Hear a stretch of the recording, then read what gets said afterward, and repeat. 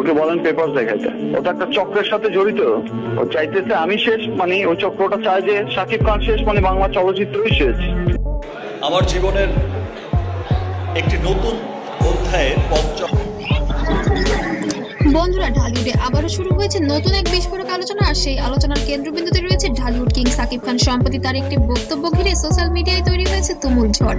শোনা যাচ্ছে তিনি নাকি এই জন্য তো আঘাত হানতেছে, কত টাকা পেয়ে এমন করতেছে, খালি কি করতে বলেন, এত বছর পর কেন এসে করতেছে? আমার কাছ থেকেও টাকা খাইছে কয়েকদিন আগে 12 লাখ টাকা। আর হোয়ার ইজ স্টুপিড।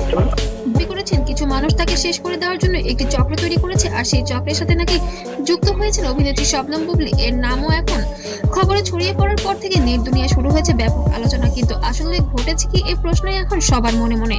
অনেকেই জানেন, গত কয়েক বছর ধরে সাকিব খানের ব্যক্তিগত জীবন নিয়ে বহু আলোচনা হয়েছে, বিশেষ করে তার সম্পর্কে। আমি বেশ কিছুদিন ধরে বলছি যে গণমাধ্যমকে আমি আমার ব্যক্তিগত কোনো কিছু আসলে বলতে চাই না, কারণ ব্যক্তিগত ব্যাপারগুলো এমন এবং সংসার এবং পারিবারিক বিষয় নিয়ে একসময় অভিনেত্রী অপু বিশ্বাস তার সাথে সম্পর্ক প্রকাশ্যে আসার ঘটনার পুরো দেশকে অবাক করে দিয়েছিল। তারপর আবার নতুন করে আলোচনায় আসে বুবলির সাথে তার সাক্ষাৎ। একটার পর একটা ঘটনা যেন ঢালিউডে তৈরি করেছে নাটকীয় পরিস্থিতি। এইসব ঘটনার মাঝেই আবার সামনে এসেছে নতুন অভিযোগ। কিছু সূত্র বলছে, সম্প্রতি একটি আলাপ আলোচনাতে সাকিব খান নাকি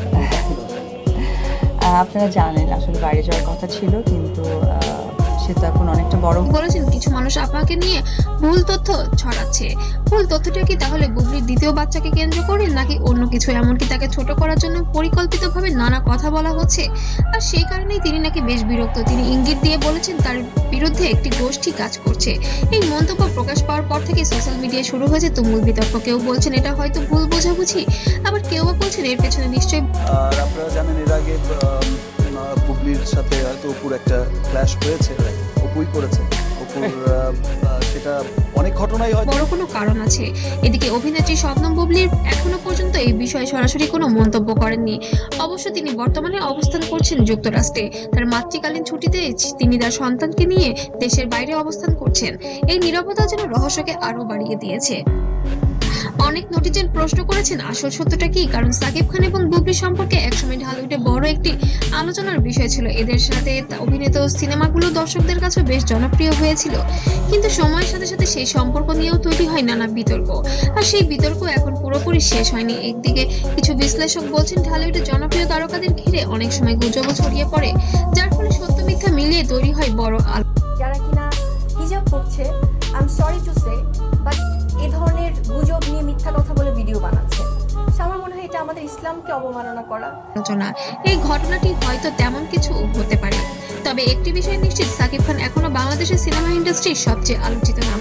তার প্রতিটি কথা, প্রতিটি পদক্ষেপই মানুষের নজরে আসে, আর সেই কারণেই তার একটি মন্তব্য মুহূর্তের মধ্যে ভাইরাল হয়ে যায়। এখন সবার সামনে একটাই প্রশ্ন, এই অভিযোগের পেছনে আসল ঘটনা কি? এটা কি সত্যি কোনো বড় দ্বন্দ্বের ইঙ্গিত, নাকি পুরো বিষয়টি ভুলভাবে ব্যাখ্যা করা হয়েছে? সব প্রশ্নের উত্তর হয়তো সময়ই দেবে, তবে একটি বিষয় তো পরিষ্কার, ঢালিউডে এই গল্প এখানেই শেষ হচ্ছে না, বরং সামনে আরো নতুন নতুন ঘটনা আসতে পারে। আর সেই কারণেই দর্শকদের কৌতূহল এখন যেন তুঙ্গে। এই ভিডিওটি যদি ভালো লাগে অবশ্যই লাইক, কমেন্ট, শেয়ার করতে ভুলবেন না। আর নতুন নতুন আরো আপডেট পেতে অবশ্যই সাথে থাকবেন। সুপারস্টার সাকিব খান এবং শবনম বুবলি এবং অপু বিশ্বাসকে নিয়ে যে বিতর্কিত ত্রিমাত্রিক আলোচনা, তার সম্পূর্ণ ঘটনা আমরা বিশ্লেষণ করব।